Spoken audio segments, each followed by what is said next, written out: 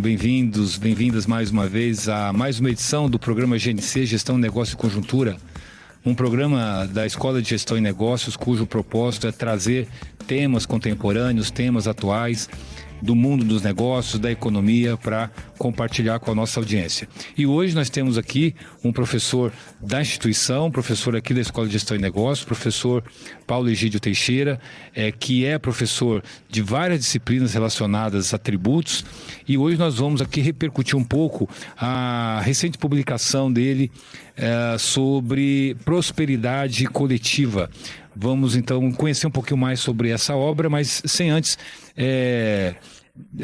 dar a oportunidade ao professor se apresentar. Professor Paulo, mais uma vez, primeiro obrigado por ter aceito o convite, por estar aqui conosco. É um prazer poder compartilhar com nossos estudantes o trabalho desenvolvido pelos nossos professores, que muitas vezes passa incólume dos nossos estudantes, né?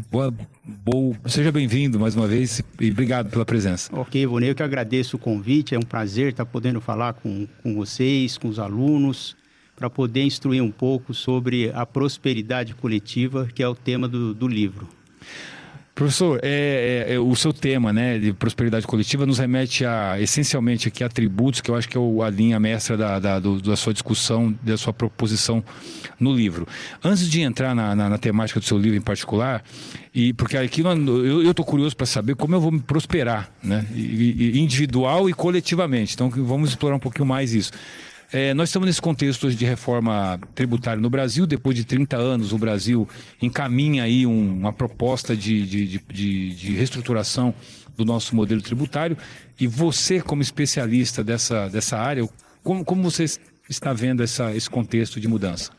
Pois é, a presente reforma tributária ela está em tramitação no Congresso Nacional, já foi aprovada a PEC, mas por hora as leis complementares que vão dar base a todo esse arcabouço legal ainda está em estudo. Inclusive parte dele no Congresso, que está para ser definido ainda esse ano ainda, ou vai ficar já para o ano que vem, em virtude do final do ano. A reforma tributária, ela ajuda demais, ela consegue distribuir no país uma boa parte da renda, o ruim da reforma tributária é que ela pega só o consumo, ela pega os tributos incidentes no consumo. E como tal, já é um primeiro passo. O que seria uma grande reforma seria pegar a renda e patrimônio.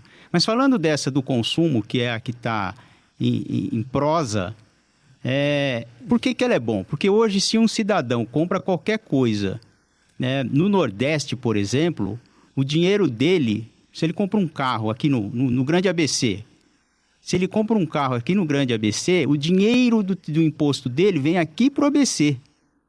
Então, as prefeituras industriais acabam hoje tendo benefícios. Aliás, para a gente de São Caetano, vai ter perda. Nós já calculamos as perdas, então uma provisão, mas isso vai ocorrer em décadas. Então, vai ser assim, vai ser sentido ao longo de décadas, e que em décadas muita coisa pode mudar e, de repente, pode arrumar outras fontes de receita ou até mudar a estrutura tributária e de tal forma que recompõe aquela possível perda que nós temos com essa reforma tributária nos municípios industriais que têm pouca população. Porque a distribuição das receitas agora vai ser por pessoa, pela quantidade de pessoas que moram na cidade.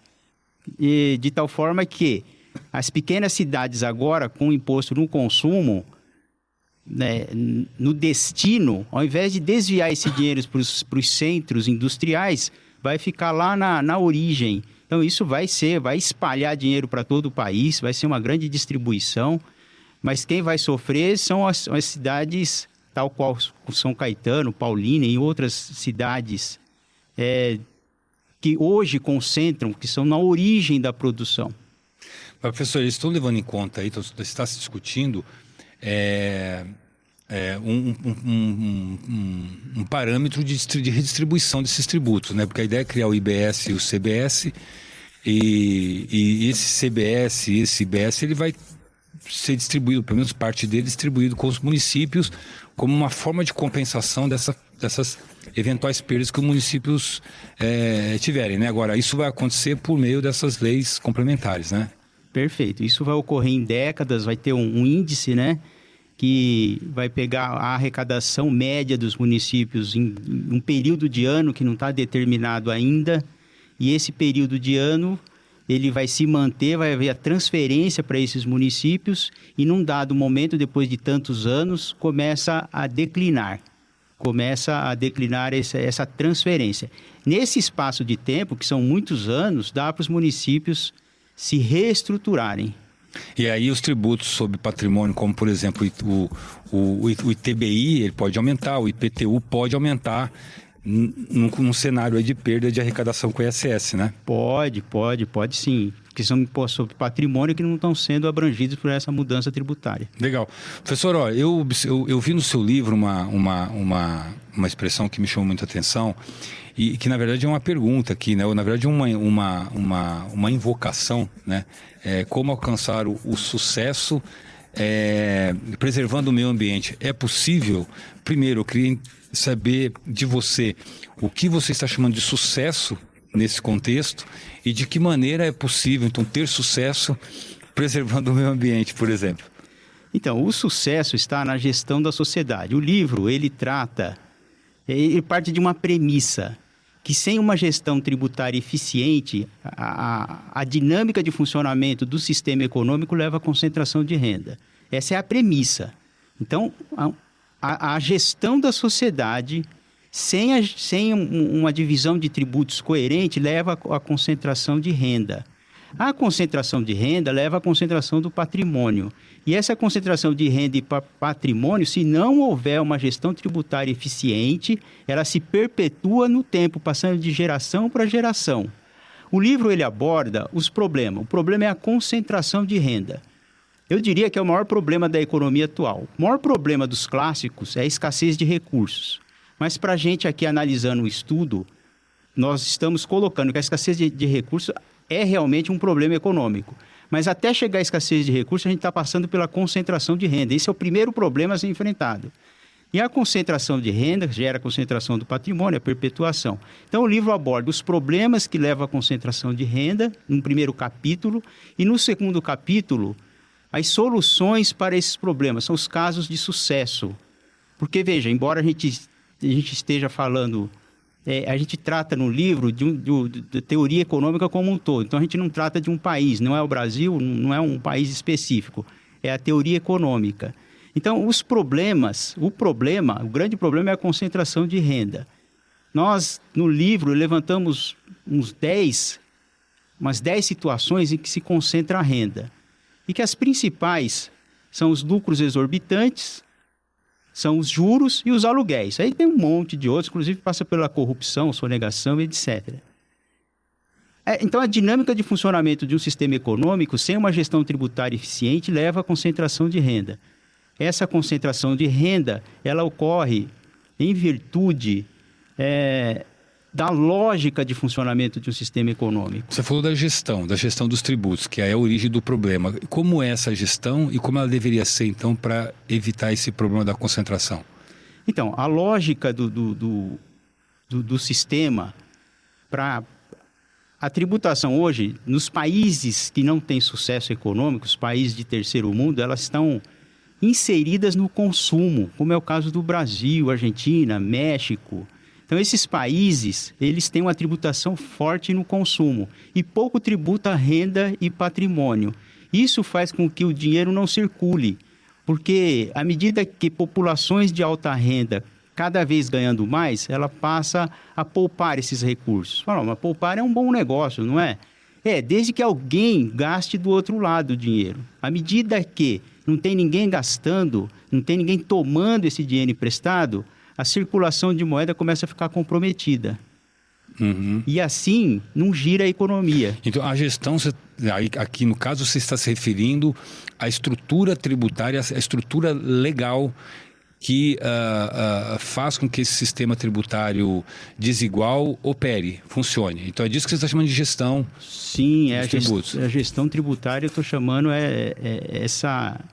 essa inequação, né, entre uma alta tributação no consumo e baixa tributação em renda e patrimônio. Então, nesse sentido, essa reforma sobre a qual falamos no começo do programa aqui, ela ataca parcialmente o problema.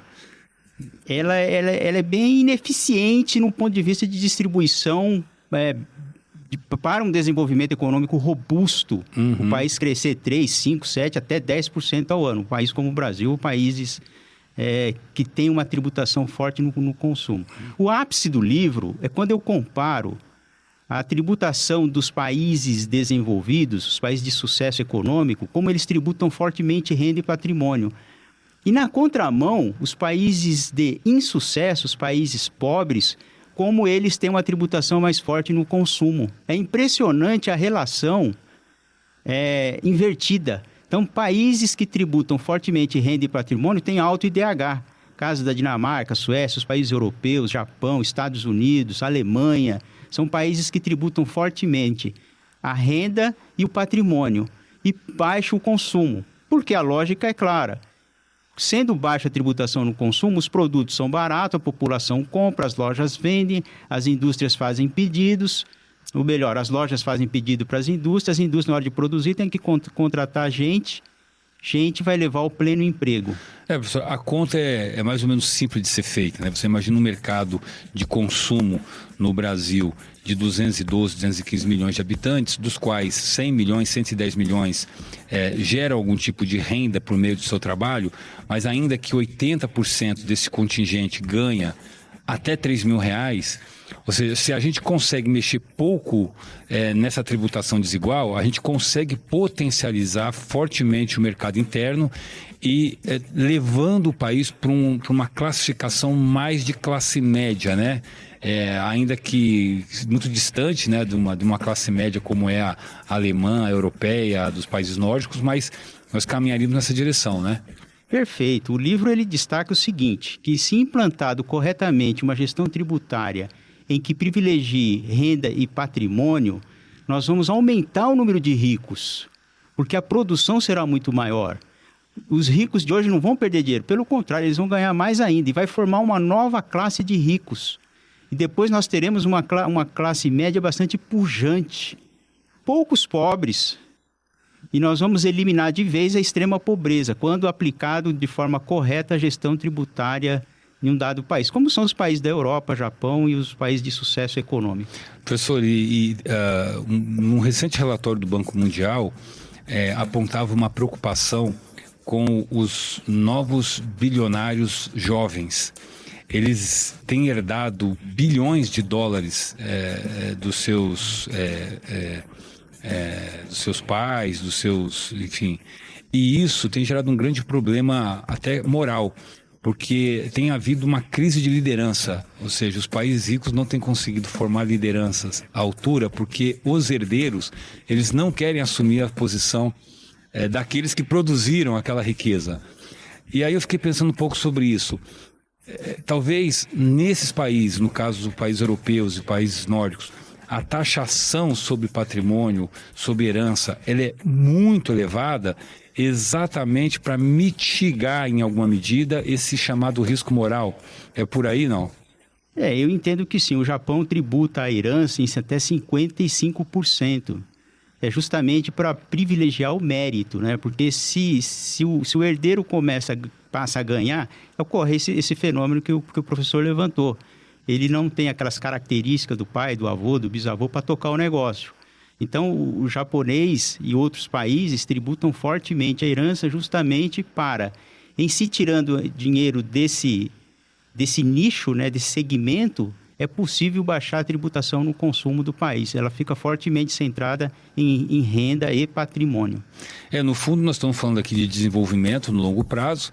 Então, o sistema tributário vigente, ele é uma trava institucional, eu diria, institucional porque ele é calcado, ele é operado por meio de instituições, né, instituições públicas. Temos ali a Secretaria da Receita Federal, temos a Secretaria de Finanças dos estados, dos municípios, você tem as legislações que estabelecem as alíquotas de impostos e tal. Você tem uma institucionalidade que é perversa até certo ponto. Então, que ela atravanca essa expansão da classe média no Brasil, né? E impede que a gente alcance uma posição de país intermediário em termos de renda, por exemplo, né? Aí nós ficamos naquela eterna armadilha do país de renda média, né? Ou de renda baixa. A gente não consegue sair disso. E a gente não sai... Não, pelo que eu estou entendendo que você está apresentando aqui, não por incompetência nossa ou por uma uma incompetência congênita do brasileiro, mas há um sistema econômico tributário que privilegia uma estrutura de concentração de renda que inibe a expansão do mercado interno. É por aí. É perfeito. O que ocorre é a lógica que nós temos de desenvolvimento. A lógica diz o seguinte hoje, a visão, que é passada e reproduzida. Qual o mal de uma pessoa concentrar renda? Ora, se ele concentrar renda, ele vai investir? Ótimo, ele vai investir. Se sobrar dinheiro, ele vai poupar. Se ele poupar, tem algum problema? Não. Desde que tenha alguém para ir lá pegar esse dinheiro emprestado. Essa pessoa que vai pegar o dinheiro emprestado vai pegar para investir ou para gastar. Se existir essa pessoa e ela fizer isso, ótimo. Ela vai colocar aquele dinheiro que ficaria parado em circulação.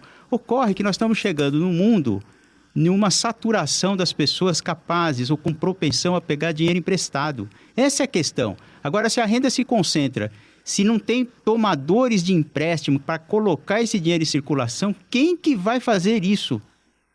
É aí que o sistema começa a andar para trás. O que os países, os estados-nações têm feito é o seguinte, eles começam a colocar dinheiro novo. Ao invés de eles tributarem esse excedente de renda, eles ficam colocando dinheiro novo. Esse dinheiro novo potencializa as dívidas públicas e aí obriga a subir taxa de juros. Professor, tem uma lógica aí, né, associada a essa estrutura tributária que, de um lado, então nós temos um sistema que ele é muito injusto e que ele tributa pesadamente aqueles trabalhadores de baixa renda e tributa relativamente menos o topo da pirâmide de renda. Esse é um lado da equação. Então a gente pode dizer que a maior parte da arrecadação governamental ela vem daquela massa de trabalhadores sobre a qual falei no início aqui, né, de 80% dos trabalhadores aí que ganham até R$3.000. Esse é um ponto.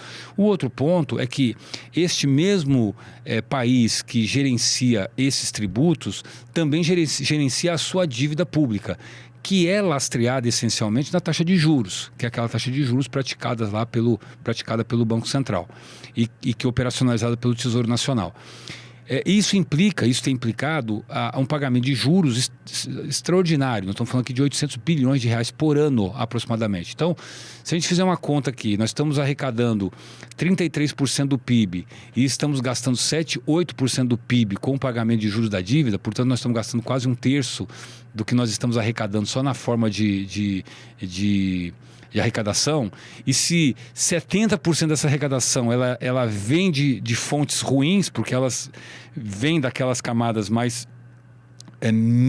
aquelas camadas menos privilegiadas economicamente, cara, nós temos dois grandes problemas, né? Temos o problema da gestão tributária e temos também um problema de aprofundamento da desigualdade que vira aí uma correia, né? Uma correia transmissora de desigualdade, de produção, de pobreza e subdesenvolvimento, né?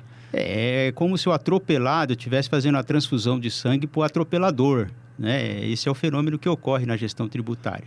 Porque a gente tira dinheiro das pessoas de mais baixa renda e acaba transferindo para os agentes superavitários, que tem maior renda. Porque à medida que a pessoa, se o imposto está no consumo, se ela ganha R$1.000, R$2.000, R$3.000, ela gasta toda a sua renda. Ela tem baixíssima propensão a poupar. Em sendo assim, ela paga imposto em tudo que ela gasta. E mais, o imposto de serviço, que é utilizado pelas populações mais superavitárias, é imposto menor do que o imposto de consumo de bens tangíveis. Logo, a população que ganha de R$1.000 a R$3.000, ela gasta muito mais dinheiro com imposto do que as populações de alta renda que têm propensão a poupar. E ao poupar, elas recebem juros por isso. Então, há uma transferência e os governos, para pagar esses juros, tiram desses impostos, como você disse bem. Então, tira desses impostos dessa população. Então, há uma sangria de recursos das populações deficitárias e uma transferência para as populações superavitárias. Professor, eu observo um certo consenso na sociedade brasileira, na sociedade civil, sobre a necessidade de se desconcentrar a renda, de se melhorar o sistema tributário, de torná-lo mais justo. Mas por qual razão a gente não consegue viabilizar isso? Eu sei que existem muitas pressões políticas, isso é de difícil viabilidade política, porque os principais grupos hoje beneficiários são os grupos que têm ali o poder de decisão político. E aí, como a gente sai dessa encalacrada histórica? Há saída, há alternativa, não? Informação, é o que nós estamos fazendo aqui, não tem outra saída. A informação é conscientizar as pessoas, para que reproduzam esse tipo de discurso, de narrativa, porque os meios de comunicação, eles travam. Falar isso aqui no meio de comunicação de grande massa, a gente não vai conseguir. Então, em meios assim, nas redes sociais, e transmitindo informação para que as pessoas comecem a entender isso, votarem em deputados que defendem essas causas, para que ele transforme isso em leis e possam produzir, né, legislação tributária que reduzam eu não falo em aumentar a tributação, em hipótese alguma, em aumentar a carga tributária. O que eu falo é reduzir no consumo e aumentar renda e patrimônio.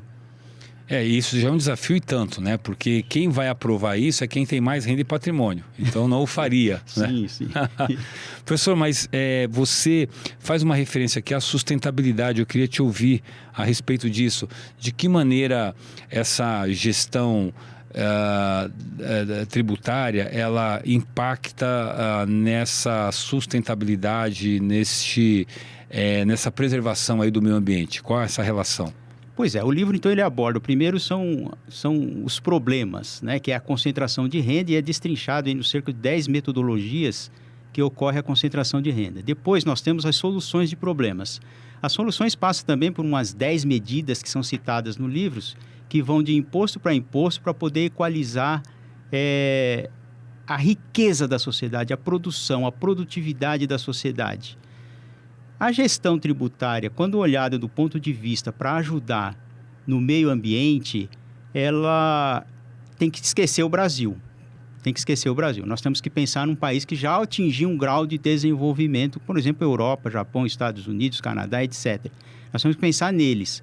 Porque a proposta é elevar a tributação sobre os bens industriais e reduzir a tributação em serviços, para que a população seja mudando os paradigmas, que ao invés de consumir um bem industrial, ao invés de comprar várias peças de roupas ou calçados ou objetos em casa, que ela adquira serviços, que viaje mais, vá mais ao cinema, faça mais cirurgia plástica, passeie mais. Que vai mais ao teatro. Pague seguro, que vai ao teatro. Enfim, que estude, que vai à universidade. Que assine livros, assine revistas, compre livros. Então, essa é uma outra sociedade que tem que mudar os paradigmas. A gente vive na sociedade uma economia do conhecimento, né? Perfeito. Economia do conhecimento.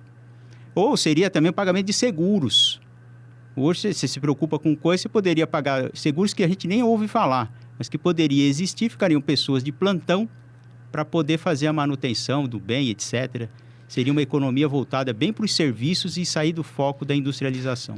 Você fez um comentário a respeito do Brasil, né? E você está olhando aí para a experiência europeia para trazer essa reflexão, mas eu diria que o Brasil, em particular, tem uma janela de oportunidade enorme quando nós estamos falando de sustentabilidade, né? Então, nós temos hoje, por exemplo, o Brasil, ele tem a Alemanha, por exemplo, ela tem 40% da insolação que tem o Brasil durante o ano e, no entanto, é líder em energia solar, por exemplo.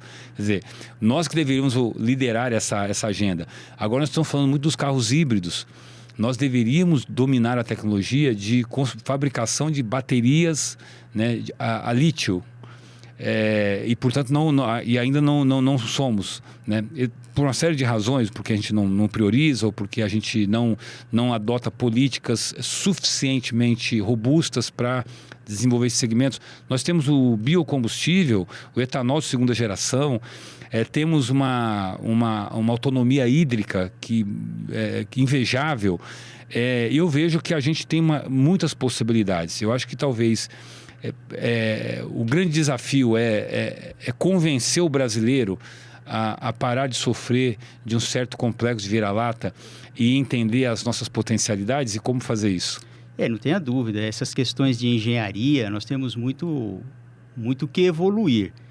Como a gente trata de tributos, a gente vê a contribuição que a gestão tributária pode dar neste circuito de coisas. Outra também, agregando a isso, seria a educação infantil, né? Começar a educar a criança, que o MEC colocar nas grades escolares, desde a infância, sobre a preservação ambiental, também é um grande esforço para a gente poder preservar o meio ambiente e não degradá-lo. Então, nós temos a educação, tem as metodologias de engenharia, como o professor disse, e tem a gestão tributária, que pode também contribuir nesse aspecto da preservação ambiental. E a educação financeira, né? Incluiria esse item também. Também. Importante.